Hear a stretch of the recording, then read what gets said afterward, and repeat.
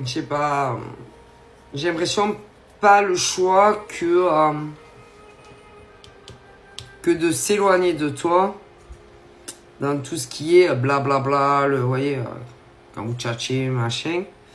Parce que, à mon avis, surveillance. Ouais, surveillance. Ah si, surveillance. Si. Mais moi, j'aurais tendance à dire, parfois prendre le risque, tu vois, de venir, mais c'est très risqué. De parler, etc. Mais moi, j'aurais tendance à dire que il y a quand même un lien très très fort entre vous deux et que de toute façon, tôt ou tard, moi j'ai la victoire entre toi et lui. Hein.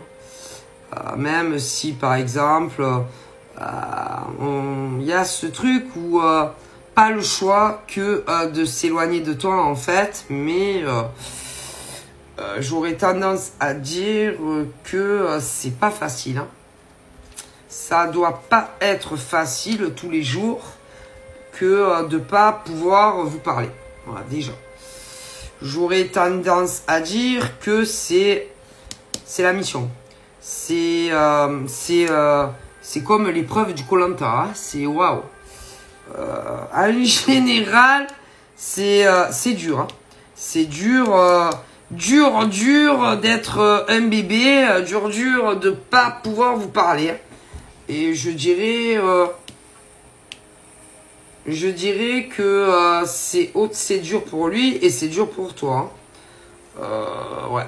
Mais moi, je pense que il va réapparaître et il y a énormément de choses qui vont changer, mais très positivement, le jour vraiment où il réapparaît. Donc, peut-être même qu'à une époque, il a dû te dire que ça allait arriver peut-être doucement ou d'un coup, que peut-être tu allais pas comprendre tout ça, tu vois. C'était peut-être qu'il savait déjà, lui ou elle. Moi, j'aurais tendance à dire que c'est pour du meilleur. Ensuite. Mais c'est vrai que quand il y a le vide intersidéral, plus de allô ou plus de messages, tu dois dire, peu importe hein, qui c'est qui le subit, tu dois te dire, oh putain, c'est un connard. Oh, c'est une